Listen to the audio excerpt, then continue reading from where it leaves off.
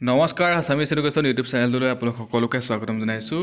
এইকেইদিন আচলতে যোৱাকালিৰ পৰা কেইটামান স্ক্ৰীনশ্বট বহুত ভাইৰেল হৈ থকা দেখা গৈছে এইচএছৰ ফলাফলক লৈ। এইচএছৰ ফলাফল আচলতে মুখ্যমন্ত্ৰী ডাঙৰীয়াই এতিয়ালৈকে কোনো ধৰণৰ মন্তব্য কৰা নাই বা কোনো ধৰণৰ পোষ্ট কৰা নাই, কিন্তু কেইটামান ফেক স্ক্ৰীনশ্বট আমি দেখিবলৈ পাইছোঁ। আপোনালোকক মই দেখাই আছোঁ। এইচএছৰ ৰিজাল্টটো আচলতে মে' মাহৰ ফাৰ্ষ্ট উইকত দিয়াৰ কথা উল্লেখ কৰিছে। মই আপোনালোকক স্ক্ৰীনশ্বটকেইটাও দেখাই দিম, আপোনালোকে ভিডিঅ'টো চাই থাকক। আৰু আপোনালোকে যদি আমাৰ চেনেলৰ ভিডিঅ' চাই ভাল পায়, আছামিজ এডুকেশ্যন ইউটিউব চেনেলটো সকলোৱে ছাবস্ক্ৰাইব কৰি দিব, ভিডিঅ'টো সকলোকে শ্বেয়াৰ কৰি দিব।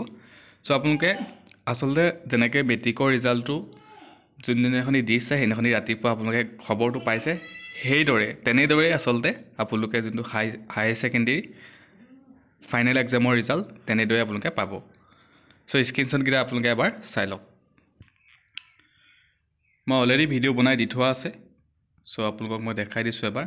এইটো আপোনালোকে দেখা পাইছে হিমন্ত বিশ্ব শৰ্মাদেৱৰ এটা টুইটৰ স্ক্ৰীনশ্বট হয়।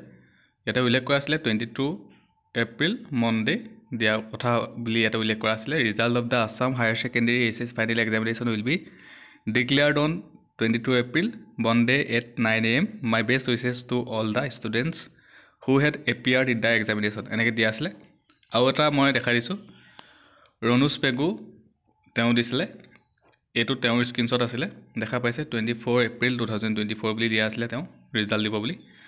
আৰু ইয়াতে লিখা আছিলে যে the Assam higher secondary education council AHSCC is release the Assam class 12 result 2024 on 24 April 2024 at 9:45 AM on the official website.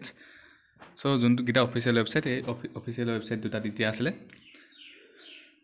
চ' এইটো আচলতে ফেক বুলিও ক'ব নোৱাৰি, কাৰণ 24 তাৰিখেও দি দিব পাৰে, কোনো ধৰণৰ ঠিক নাই, কাৰণ ডাঠি ক'ব নোৱাৰি।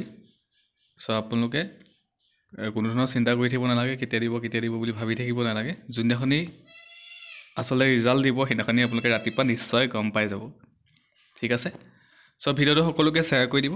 আৰু বহুতকেইটা মই ফেক আচলতে দেখিয়ে আছোঁ ভিডিঅ' পৰা আদি কৰি, সেইটো কাৰণে মই ভিডিঅ'টো বনাই দিলোঁ, কাৰণ ছাত্ৰ ছাত্ৰীসকলৰ বহুত কনফিউজন হৈ আছে, বহুতেই চাৰ্চ কৰি আছে যে কেতিয়া দিব বহুতে সুধি আছে। চ' ধন্যবাদ।